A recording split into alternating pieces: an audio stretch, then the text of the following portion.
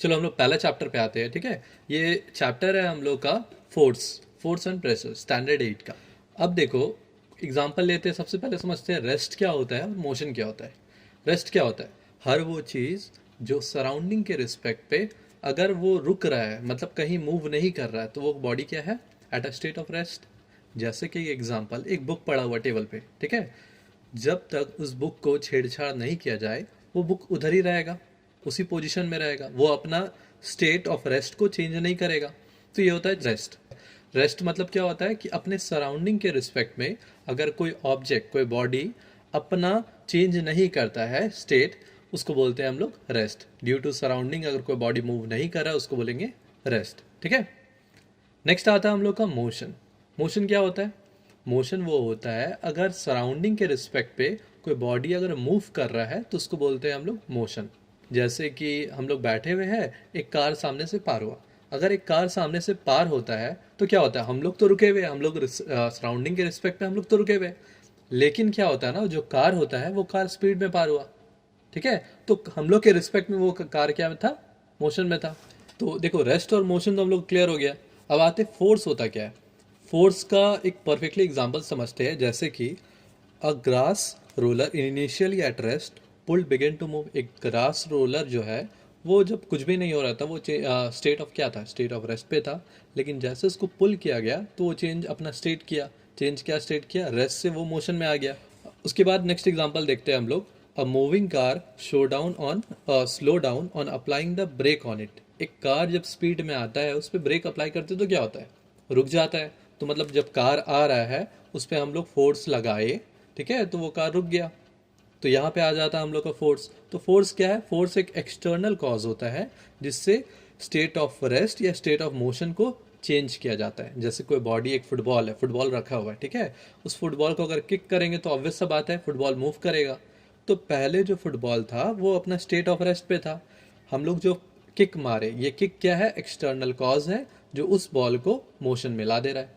तो फोर्स ये होता है, फोर्स एक एक्सटर्नल कॉज होता है जो अपना स्टेट को चेंज करता है, शेप को चेंज करता है। इसका प्रॉपर डेफिनेशन अगर देखते हैं तो ये है, force is that cause which change the state of a body, either the state of a rest और the state of a motion, और इट चेंज द साइज और शेप ऑफ अ बॉडी। या तो वो साइज को change करेगा या तो शेप को चेंज करेगा। देखो, शेप का एग्जांपल का बताते हैं। एक बलून ले लो, ठीक है। एक बलून फुला हुआ है हम लोग का।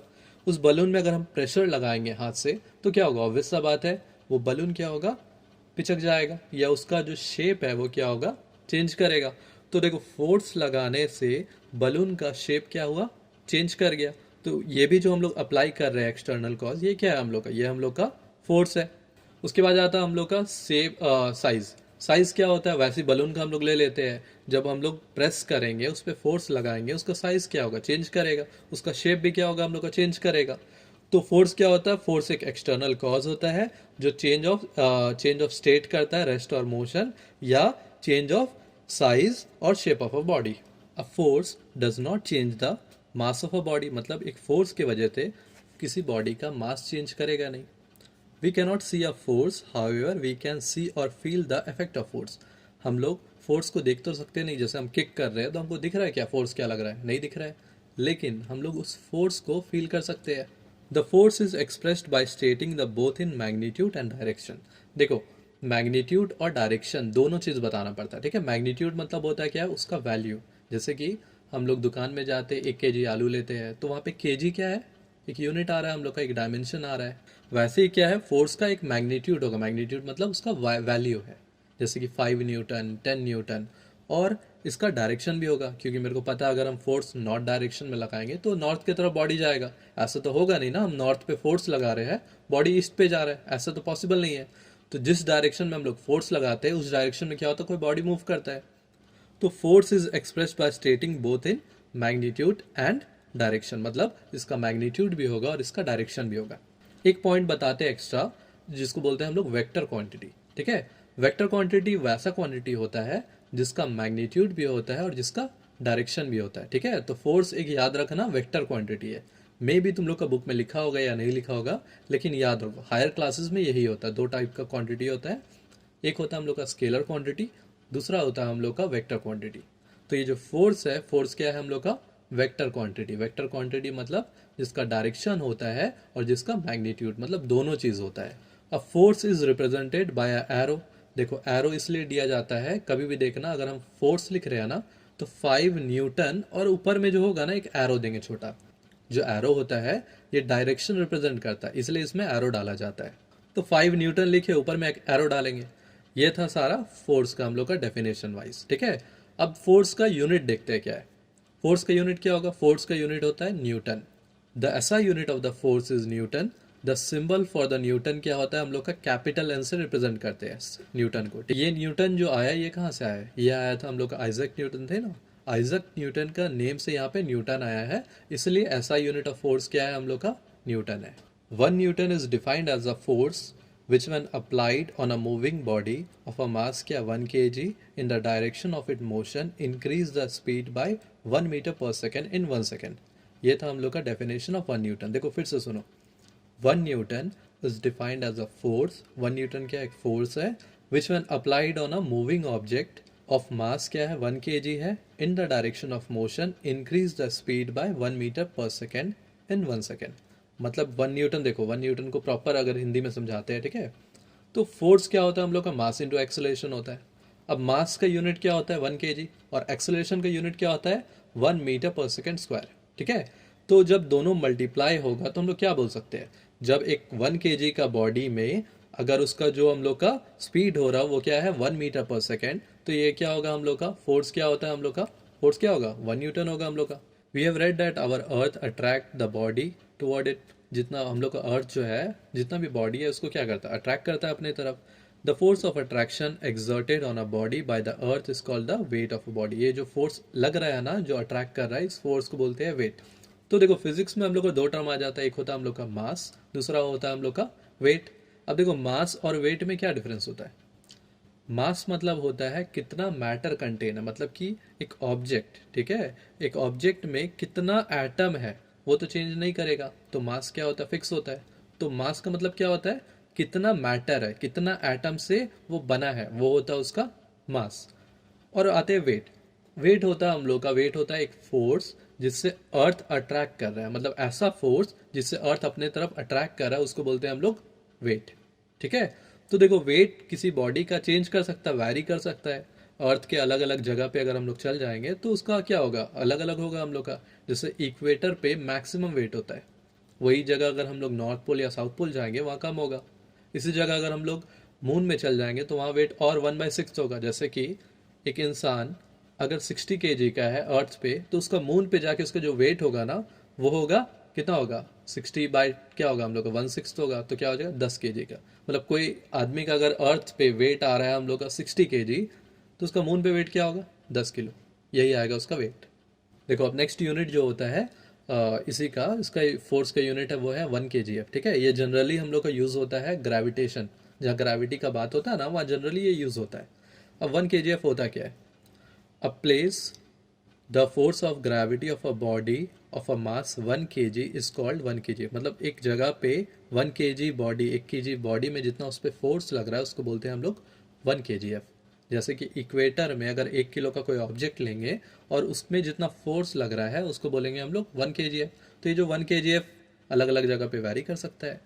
अब देखो 1 kgf जो है इसका रिलेशन होता है न्यूटन के साथ। न्यूटन के साथ क्या रिलेशन होता है, 1 kgf जो होता है वो होता है हम लोग का 10 न्यूटन, ठीक है। तो 1 kgf इक्वल टू क्या होता है 10 न्यूटन। ये फिल इन द ब्लैंक्स या शॉर्ट आंसर क्वेश्चन होता है ना, वहां पे ये पूछता है, तो ध्यान से सुनना 1 kgf क्या होगा 10 न्यूटन। नेक्स्ट टॉपिक पे आते हैं। नेक्स्ट टॉपिक है हम लोग का टर्निंग इफेक्ट ऑफ फोर्स। अब देखो ये टर्निंग इफेक्ट प्रॉपर्ली समझ लेते हैं क्या होता है। अगर एक ऑब्जेक्ट है, उस ऑब्जेक्ट में हम लोग अगर जैसे एक बॉल रखा हुआ है, ठीक है, ये बॉल को अगर हम किक करेंगे तो हम लोग को पता है ये बॉल कैसे जाएगा, स्ट्रेट लाइन में जाएगा। कोई भी एक स्मॉल सा टॉय कार होता है, टॉय कार को अगर फोर्स लगाएंगे तो वो कहाँ जाएगा, सीधा जाएगा। लेकिन अब इसी जगह पे ले लेते हैं, मान लो वो एक बॉल है, एक रॉड टाइप का है, ठीक है, उसको एक पॉइंट को हम लोग फिक्स कर दिए, दूसरा पॉइंट अबाउट टू मूव है। जैसे कि जैसे नाइफ होता है, नाइफ के एक पॉइंट को हम लोग नीचे प्रेस कर दिए और दूसरा पॉइंट क्या होगा, दूसरा पॉइंट में अगर फोर्स लगाएंगे तो बॉडी कैसे मूव करेगा, बॉडी मूव करेगा सर्कुलर वे में। इसका अदर एग्जाम्पल भी समझ लेते हैं, जैसे कि डोर हम लोग खोलते हैं, जब डोर खोलते हैं हम लोग हैंडल पे जब फोर्स लगाएंगे, हम लोग हैंडल पे फोर्स लगाते हैं तो क्या दरवाज़ा सीधा जाता है? ऐसा तो पॉसिबल नहीं है। दरवाज़ा क्या होता है? टर्न करता है, घूमता है। ये घूमता कहाँ है? About the hinge. हिंज मतलब कि उसका जो हम लोग का कोना वाला पॉइंट होता है ना जिससे घूमता है, तो अबाउट हिंज क्या होता है? वो घूम जाता है, टर्न कर जाता है। तो इस चीज़ को बोलते हैं हम लोग टर्निंग इफेक्ट। टर्निंग इफेक्ट तब होता है जब एक पॉइंट को हम लोग फिक्स करते हैं और दूसरा पे फोर्स लगाते हैं। जब दूसरा पे फोर्स लगाएंगे उस पर्टिकुलर फिक्स पॉइंट के अराउंड वो बॉडी घूमना चालू हो जाता है। इसको बोलते हैं हम लोग टर्निंग इफेक्ट ऑफ फोर्स। इसका प्रॉपर डेफिनेशन देखते हैं क्या होता है turning effect of force. A force, push और पुल, has a turning effect on a body which is not free to move in a straight line but is pivoted at a point about which it can turn। ये होता है इसका definition. अ force, देखो एक force has a turning effect, एक force के पास जो turning effect on the body which is not free to move, वो फ्री टू मूव नहीं है। उसका एक पॉइंट को हम क्या रखें? फिक्स रखें। और दूसरा पॉइंट क्या है? दूसरा पॉइंट पे हम लोग फोर्स लगा रहे हैं। जिस पॉइंट से वो पाइवर्टेड है उसके अराउंड ये घूमना चालू होगा। अब आते हैं नेक्स्ट पॉइंट इसका, factor affecting the turning effect of body. किस किस फैक्टर पे ये टर्निंग इफेक्ट होता है? इसको सबसे पहला है जो है मैग्नीट्यूड ऑफ फोर्स। अब देखो दरवाजा में जितना कस के हम धक्का मारेंगे उतना स्पीड में वो खुलेगा। वैसे ही जो भी बॉडी अगर टर्न करता है वहां पे जितना कस के फोर्स लगाएंगे, जितना ज्यादा फोर्स लगाएंगे उतना टर्निंग इफेक्ट क्या होगा? ज्यादा होगा। तो सबसे पहला पॉइंट क्या है? द मैग्नीट्यूड ऑफ फोर्स पे डिपेंड करता है। फैक्टर अफेक्टिंग जो है ना, सबसे पहला फैक्टर क्या है? Magnitude of force. दूसरा फैक्टर होता है the perpendicular distance of force from the pivoted point. Perpendicular distance मतलब क्या होता है ना, देखो अगर हैंडल, जो दरवाजा का एग्जांपल लिए थे, दरवाजा में जो हैंडल लगता है वो एकदम एंड पॉइंट में लगता है। सेम हैंडल को अगर बीच में लगाया जाए तो दरवाजा खुलेगा क्या? खुलना पॉसिबल है, लेकिन वहां पे हम लोग को फोर्स क्या होगा? ज्यादा लगेगा। मतलब ये होता है कि जिस पॉइंट से पाइवोटेड है ना, उससे जितना दूर रहेगा उतना ज़्यादा, मतलब उतना इजी होगा हम लोग को खोलने के लिए। क्योंकि देखो परपेंडिकुलर डिस्टेंस जितना ज़्यादा बढ़ता है उतना टर्निंग इफेक्ट क्या होता है? कम होता है। तो ये दो फैक्टर है। पहला क्या था? फोर्स, कितना ज़्यादा फोर्स लगाएंगे उतना ज़्यादा टर्निंग इफेक्ट होगा। दूसरा पॉइंट क्या था हम लोग का? Perpendicular distance. परपेंडिकुलर डिस्टेंस जितना ज़्यादा होगा उतना टर्निंग इफेक्ट कम होगा। एग्जाम्पल के तौर पे डोर को याद रखना क्योंकि भूल जाता बहुत जन। डोर में एग्जाम्पल हम क्या बताए हैं कि अगर डोर के बीच में एग्जैक्टली मिडिल में अगर हैंडल लगाएंगे तो हम लोग को मुश्किल होगा खोलने में। क्यों? क्योंकि यहाँ पे टर्निंग इफेक्ट का वैल्यू क्या हो जा रहा है? ज़्यादा हो जा रहा है। और ये ज़्यादा क्यों हो रहा है? क्योंकि जो परपेंडिकुलर डिस्टेंस था ना, परपेंडिकुलर डिस्टेंस कम हो जा रहा है। ठीक है। तो देखो इतना कुछ अगर हम मैग्नीट्यूड वगैरह सारा कुछ समझ लिए है, तो जो ये टर्निंग इफेक्ट है इसका अगर फॉर्मूला बोलेंगे तो क्या होगा? टर्निंग इफेक्ट का जो फॉर्मूला, टर्निंग इफेक्ट को हम लोग रिप्रेजेंट करते हैं टाउ से, उल्टा टाइप का जे। ठीक है, इसका सिंबल होता है। तो टर्निंग इफेक्ट को हम लोग क्या बोलते हैं? टॉर्क बोलते हैं अदर वे में, और इसका सिंबल क्या होता है? टाउ होता है। अब ये जो टर्निंग इफेक्ट होता है ये दो चीज पर डिपेंड करता है। सबसे पहला क्या? फोर्स। दूसरा क्या हम लोग का? Perpendicular distance. तो जो टर्निंग इफेक्ट होगा इक्वल क्या होगा? Force into perpendicular distance. ये होता है इसका फॉर्मूला। मतलब कि जो हम लोग का टॉर्क होता है या टर्निंग इफेक्ट होता है इक्वल होगा force into perpendicular distance. Perpendicular distance पे डिपेंड करेगा। तो परपेंडिकुलर डिस्टेंस जितना ज़्यादा होगा उतना टर्निंग इफेक्ट क्या होगा? कम होगा। परपेंडिकुलर डिस्टेंस जितना कम होगा उतना टर्निंग इफेक्ट क्या होगा? ज़्यादा होगा। Some example in a daily life देखते हैं। ठीक है, जो टर्निंग इफेक्ट आया था, अभी तक टर्निंग इफेक्ट समझे हैं। अब है हम लोग का टर्निंग इफेक्ट को यूज़ कैसे करेंगे डेली लाइफ में। तो देखो इसको सबसे पहला एग्जाम्पल जो हम बता चुके थे already, to open and shut a door we apply a force, जो क्या होता है हम लोग का? परपेंडिकुलर या नॉर्मली लगता है कि इसमें डोर पे। ठीक है। अब यहाँ पे देखो इसका एग्जांपल में क्या है, हम बताए थे क्लियरली कि हैंडल जो लगता है वो कहाँ लगता है? एकदम एंड पॉइंट में। एंड पॉइंट में क्यों लगता है? क्योंकि जितना परपेंडिकुलर डिस्टेंस बढ़ेगा उतना टर्निंग इफेक्ट का वैल्यू क्या होगा? कम होगा। सेकेंड एग्जाम्पल जो है, the upper circular stone of a hand floor grinder is provided with a handle near the rim। Floor grinder जो चक्की होता है ना जिससे हम लोग पीसते थे, जो पहले एग्जांपल हम लोग पढ़ते थे, जेल जाएंगे तो चक्की पीसेगा, तो वो चक्की का हम बात करें। ठीक है। तो देखो यहाँ जो चक्की है, जो चक्की में जो हैंडल होता है ना वो रिम में मतलब एंड पॉइंट में रहता है। एंड पॉइंट में क्यों रहता है तुम लोग को ऑलरेडी पता है, क्योंकि जितना डिस्टेंस बढ़ेगा उतना ईजी होगा चक्की पीसने में। तो जितना ज़्यादा डिस्टेंस होगा सेंटर से जितना ज़्यादा डिस्टेंस होगा उतना क्या होगा? इजी होगा आटा पीसने में, ठीक है। तो इसीलिए इसका जो हम लोग का हैंडल रहता है वो रिम में लगता है। थर्ड एग्जांपल देखते हैं। A potter wheel has a wheel provided at a centre. The potter turn the wheel by mean of a stick at a rim of the wheel. देखो यहाँ पे भी रिम में लगता है। रिम मतलब एंड पॉइंट में लगेगा। एंड पॉइंट में क्यों लगेगा? एंड पॉइंट में इसीलिए लगेगा, परपेंडिकुलर डिस्टेंस बढ़ेगा तो टॉर्क का वैल्यू क्या होगा? कम होगा। नेक्स्ट पॉइंट पे आते हैं। नेक्स्ट पॉइंट है हम लोग का, अ carpenter use drill machine which is provided with the handle, so by applying the less force at the end of the handle the drill can be turned easily. देखो यहाँ जो ड्रिल मशीन का बात हो रहा है ये नॉर्मल आज के इलेक्ट्रॉनिक ड्रिल मशीन का बात नहीं हो रहा है।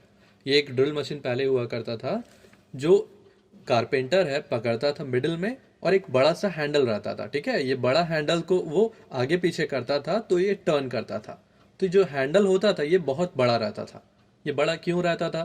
क्योंकि हम लोग को पता है सेंटर से जितना परपेंडिकुलर डिस्टेंस बढ़ेगा उतना टर्निंग इफेक्ट का जो वैल्यू होता है वो क्या होता है? टर्निंग इफेक्ट का वैल्यू कम होगा और इजिली वो किसी भी चीज को ड्रिल कर पाता था, ठीक है।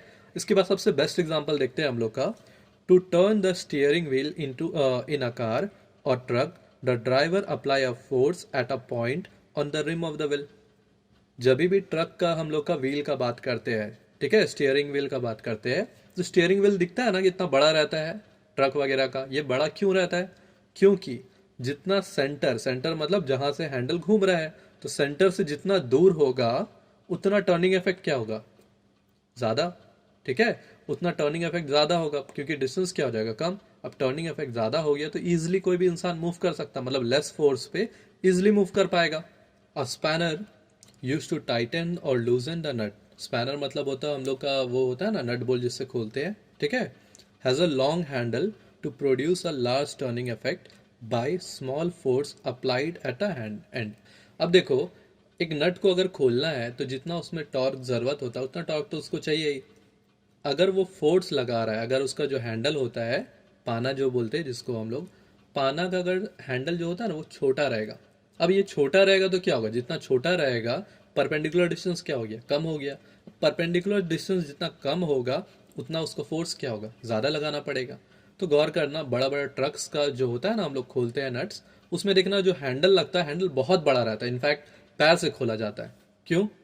इसलिए खोला जाता है क्योंकि परपेंडिकुलर डिस्टेंस जितना ज़्यादा बढ़ेगा उतना हम लोग को फोर्स कम लगाना पड़ेगा और इजीली हम लोग वर्क कर सकते हैं। तो ये सारा था हम लोग का एग्जाम्पल ऑफ टर्निंग इफेक्ट। देखो नेक्स्ट जो हम लोग देखते हैं वो है हम लोग का मूवमेंट ऑफ फोर्स। अब देखो ये जो मूवमेंट ऑफ फोर्स है ये इंटर रिलेटेड है हम लोग का टॉर्क से। मतलब कि अगर तुम लोग के क्लास में अगर देखा जाए तो दोनों सेम मतलब समझो, ठीक है। Movement of force and torque क्या होता है? सेम होता है। लेकिन अगर इसका स्लाइट डिफरेंस अगर देखा जाए तो टॉर्क क्या होता है? टॉर्क वो होता है जो मेजर ऑफ टर्निंग इफेक्ट है। मतलब कोई बॉडी जितना टर्न कर रहा है उसका मेजर क्या है? टॉर्क है।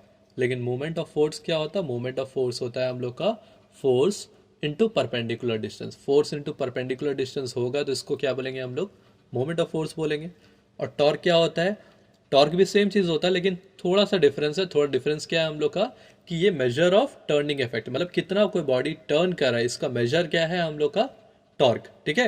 हालांकि दोनों का डेफिनेशन वाइज सेम होता है। तो तुम लोग समझो मोमेंट ऑफ फोर्स क्या होता है। The moment of the force is equal to the product of magnitude of force and the perpendicular distance of the force from the pivoted point. मतलब जिस पॉइंट से पाइवर्टेड है उस पॉइंट से परपेंडिकुलर डिस्टेंस जहां पे हम लोग फोर्स लगा रहे हैं इसको बोलते हैं हम लोग मोमेंट ऑफ फोर्स। टॉर्क भी सेम चीज होता है लेकिन थोड़ा सा डिफरेंस होता है कि वो मेजर ऑफ क्या है? मेजर ऑफ हम लोग का टर्निंग इफेक्ट है। बाकी सब कुछ सेम है। तो अब आते हैं इसका यूनिट पे। मोमेंट ऑफ फोर्स का यूनिट क्या होगा? देखो इसका फॉर्मूला मोमेंट ऑफ फोर्स का क्या हुआ? फॉर्मूला हुआ हम लोग का force into perpendicular distance. Force का यूनिट क्या होता है? फोर्स का यूनिट होता है हम लोग का न्यूटन। और परपेंडिकुलर डिस्टेंस, अब डिस्टेंस आ गया, डिस्टेंस का यूनिट क्या होता है हम लोग का? मीटर होता है।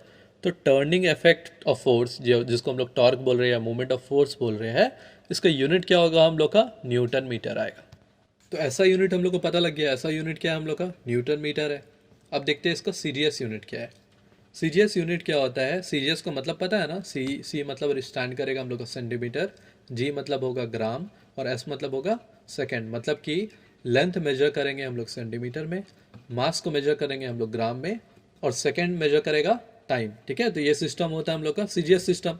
अब सीजीएस सिस्टम के अकॉर्डिंग इसका यूनिट क्या होगा, तो यहाँ देखो सीजीएस में अगर देखा जाएगा तो क्या होता है, 1 न्यूटन का वैल्यू कितना डाइन होता है, 10⁵ डाइन। और 1 मीटर में कितना सेंटीमीटर होता है, 100 सेंटीमीटर।